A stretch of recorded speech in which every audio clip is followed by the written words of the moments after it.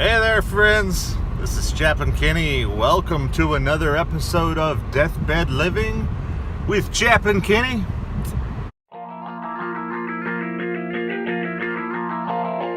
Appreciate you stopping in again. I don't know what that really means. Stopping in.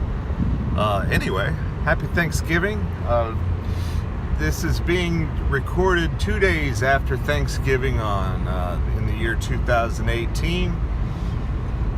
And didn't do any taping or anything during that time. We had a lot of family in from Tennessee. You know, I had a really deep conversation with somebody I love very much last night, talking about what's truly important in this life. You know, this individual had lots of questions and continues to have lots of questions. Good questions too, you know. Don't let questions, especially questions concerning things that are more political viewpoints or things like that, or even concerning the law of God and biblical laws, Old Testament things you have questions about. Don't let anything hold you back from just getting to know Jesus yourself. You know, don't let church hypocrisy, maybe friends you've had in your life, family in your life, maybe who claim to be Christians and never really express that Christ-like attitude or lifestyle when you're around. Don't let that keep you away from Jesus. You know, man, it's not hard to find horrible examples. People who call themselves believers but who don't demonstrate Christ-like behavior. Man, I'm sure that you could catch me lots of times in my life when, and trust me, I'm not trying to make a joke on it, but I'm just saying, man, that all of us are sinners and we're all equally in need of the mercy of Christ. Those of us who think that we're doing the stuff that we're good enough, or that we'll be able to stand before the judgment seat of Christ and tell God why we deserve to be let in paradise. Well,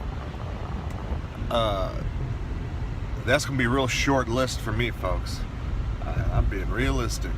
It's only because of His grace and His mercy that I'm here today after over 30 years of striving to follow Him and failing constantly in my life.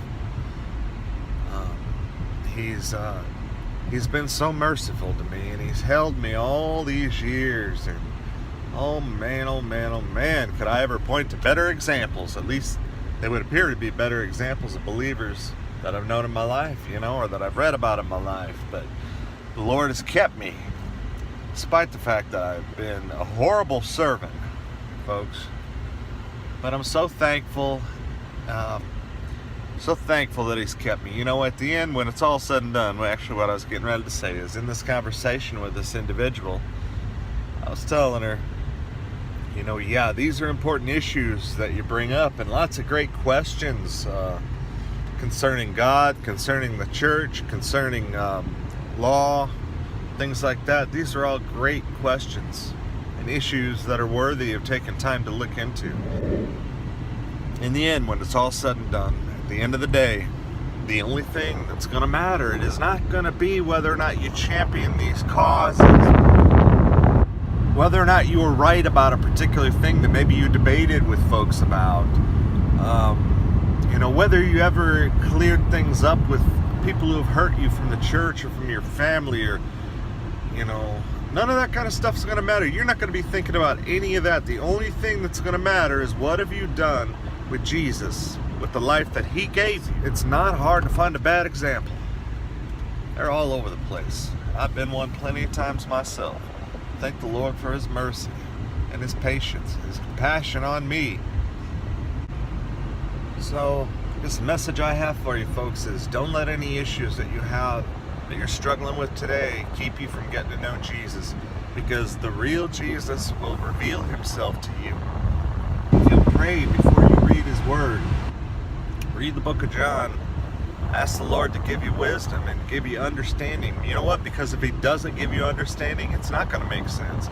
It's not going to have an impact on you the way that it's meant to. Because you're reading it with basically with scales over your eyes.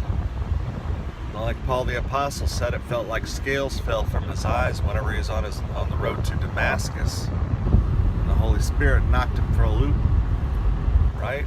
But they fell off of his eyes when God healed him from being blind, spiritually blind. So crack open that Bible, man. Ask the Lord to give you wisdom, give you understanding of what you're going to read. Read that book of John and let Him change you. You know, you won't see the kingdom of heaven unless you're born again. Jesus made it very clear to Nicodemus in John chapter 3. You will not see it unless you're born again. Being born again is not just simply believing that there's a man named Jesus who walked the earth, who died and rose again. Believe is stronger than that. Believe is more of an embracing. You know, I can believe that I'm holding a phone in my hand, but that doesn't mean that I believe in that phone the way that if I say I believe in my child when they're graduating from high school or they're getting ready to go off to college or something, I believe in you. That's the word believe. If you embrace Jesus in that way and you're born again,